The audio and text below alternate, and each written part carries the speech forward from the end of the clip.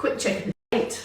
Wednesday, 20th of April. Noonday movement snack heading your way. It was a yikes for me today. Looked at the time. Oh my goodness.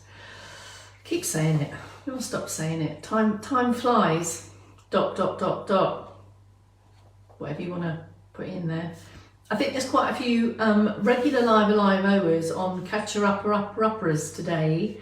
Thanks for the heads up for those of you that send messages back. We do like to keep in touch about what's going on.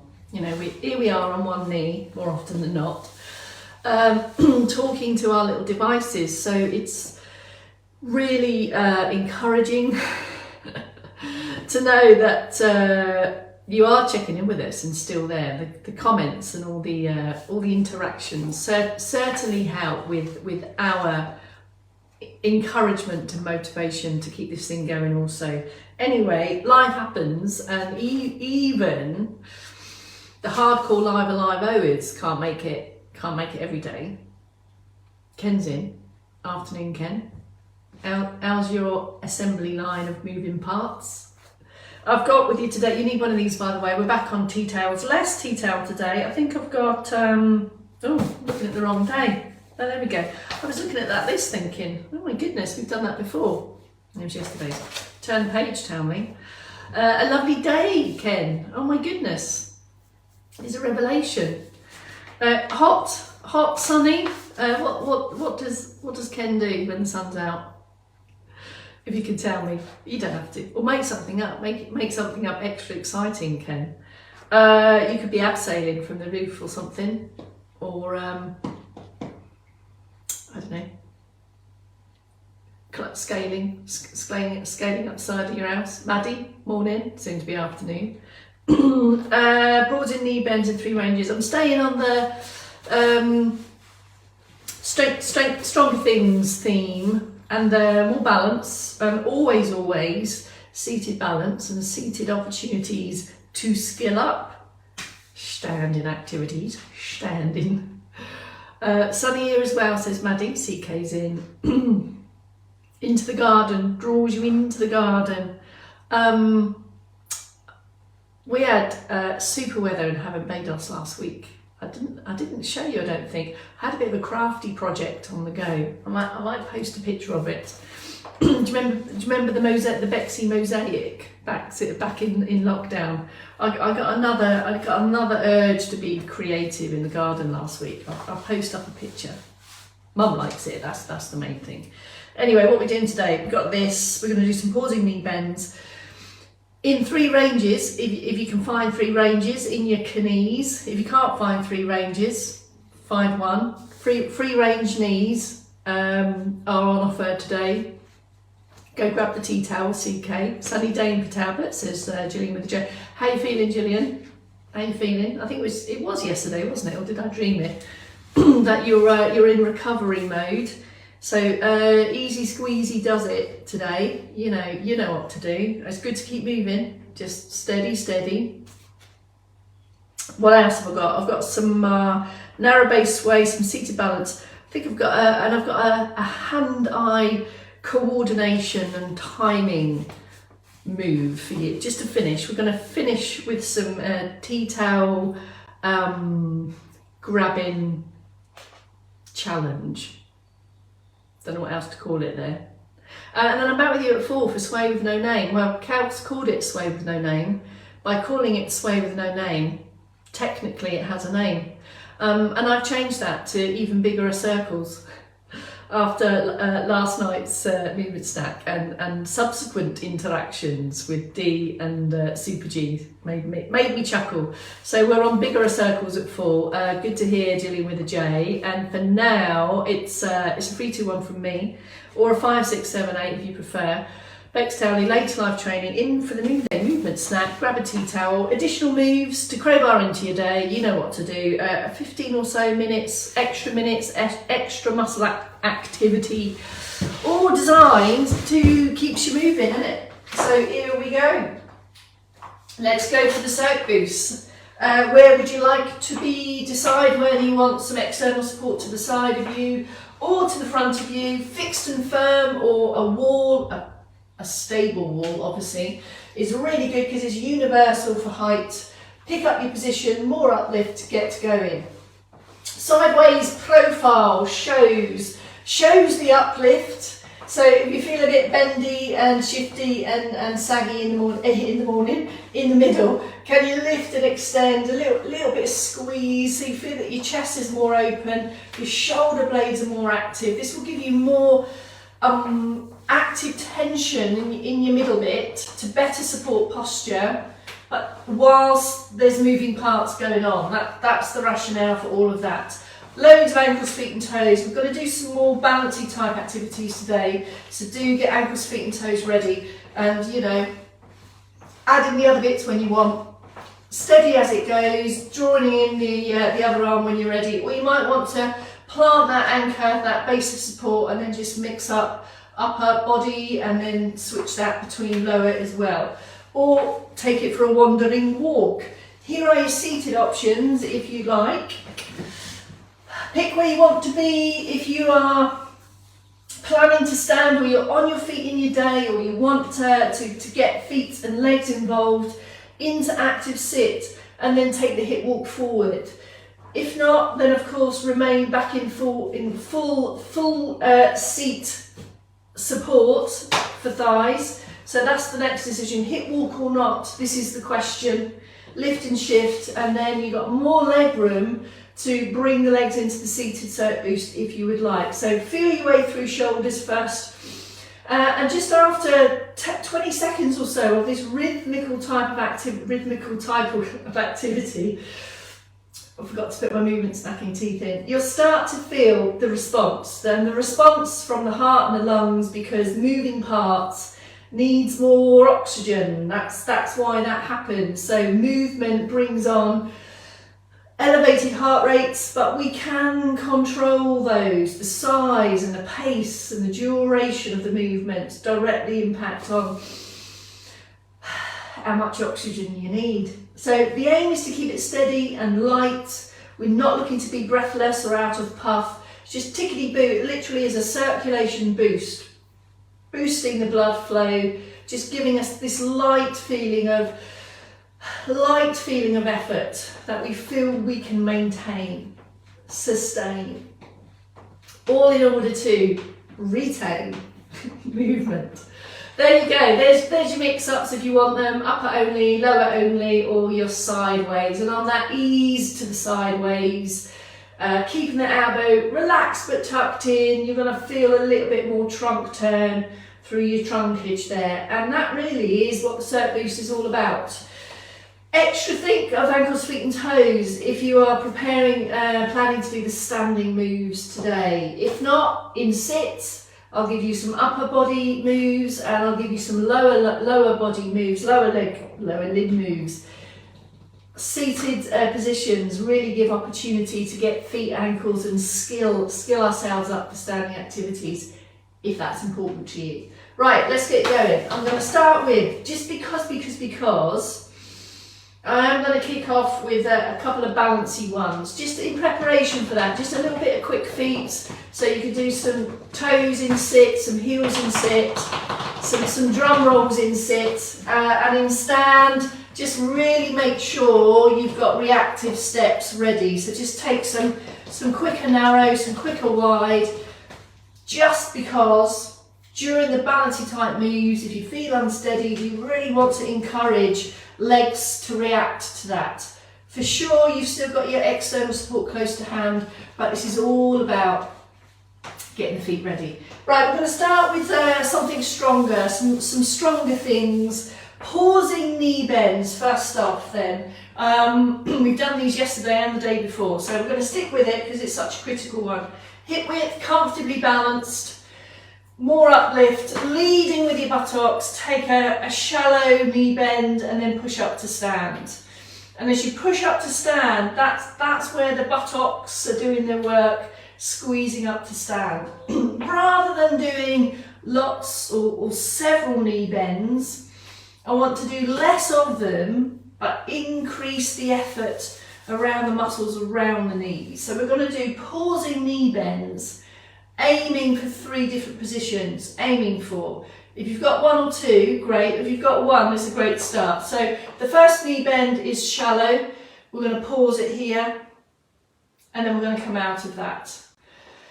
As many recovery steps or resty steps as you need, as much as fidget as you want, and then set it up again. This time I'm going to go again, but a fraction lower, pausing knee bend there. Pause, pause, pause, and then push up to stand. And this pausing means you're going to get more work from the thighs and the muscles to support your body weight. So anything up to 5 seconds if you want to, if you want to be really technical about it. Can you find a third range? Again, keep the spine straight. This is about hip hinge. Keep the head and chest lifted, maybe about there. I'm not suggesting go as deep as you can go. As you can see here, still quite a broad angle there. So I'm not aiming to get as low as possible. I want to get extra thigh activity in these outer upper regions of knee bend. There you go. So that's your pausing knee bend. And if you would like to, and if you don't need external support, you can take all those with your pausing knee bend arm positions. And this is how we can replicate to life when we're doing stuff and we want to offer some support for functional reach. That's pausing knee bends. In sit, here's your seated options for this. And we're not going to do pausing knee bends in sit because look, the knees are already bent. We're going to do the opposite, and we're going to challenge the seated posture. So from here, uplift through your middle bits, and then you're going to step forward, and step forward, and then step back again. And the aim here is to keep your posture, to keep the trunk still and active. So the further away the feet step, the harder you're going to feel you're going to need to work to avoid leaning backwards. We're only moving 1 foot at a time here, folks, so just step out to a comfortable position there, nothing moving in the top end. And each time we pick up that leg to come back, there will be extra activity going on through your centre parts to sustain, maintain that upward posture. Plus, you're not getting knee, well, you are getting knee bend, but you get a knee extend as well. So slow moves, lots of activity going on around your hippie bits and your trunk. So much so that you might probably want a bit of a pause and have a slink and a slump in between that. Right, next move, weight shift and heel lift. But before that is seated option. So we've just done these leg moves as the sit option. Now we're going to just jump right into hip walking, lift and shift, bring the feet with you. This movement here, just of value for all of us to maintain this skill and this movement around the hips, around the pelvis. We need this kind of activity for exactly this, moving in and out of chairs, mobilising in bed.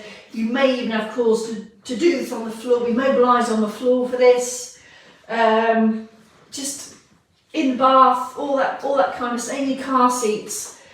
We need range of motion and quite a degree of strength to a certain extent there. So that's your seated option. Then your standing option, weight shift and heel lift. Be prepared to feel controllably wobbly, this next one. So do have your hand on some external support.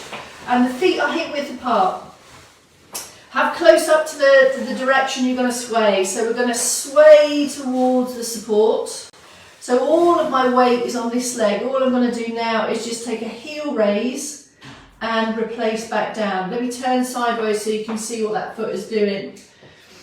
I'm taking the weight shift and I'm just picking up the heel and lowering it down again back to base. So what we're really seeing here, to switch to the other leg, it's a really slowed down start of a cert boost march, isn't it? But as I mentioned yesterday, the slower we do these things, the greater the balance challenge. So we're keeping 2 points of contact, but redistributing the body weight. Plus, I'm reducing contact with the floor and the outside leg. So it's a slow sway, sway, sway, sway, sway. Loads of support and strength required through the hip here. There's the heel raise and the down. This one is about slowness and controlling that sway. Have these external supports to the side of you. If you do feel you need to take extra steps, just step out of that. Come back to your wide base, back to base, back to your steady place. Seated option. We're not going to do a narrow base sway. No, we're not, because it doesn't really apply in sit. So I'm going to do something completely different. I'm going to have a hip walk back into back of chair here. Legs fully supported. Active sit, but you might want a bit of support from the chair if you want. We're going to go for slow knee straighteners. Not so straight that the knee feels rigid and locked out. And then a bit of a pause, feeling the activity in the front of the thigh, and then return. Stay on the same side. As you do this, folks, make sure the foot remains relaxed so that you haven't got the toes flexed. Go to a place, a range of motion that's comfortable for you. Put your hands on your thighs, and if you have an extra press down, press your thigh down into the seat, and you'll feel some extra firmness there, some extra activity. Have a bit of a switch off as and when you need to, the same on the other side. And these types of movements where the position is held, you're certainly going to feel muscle effort, just for a few seconds or so, and then release. We want effort to get improvement.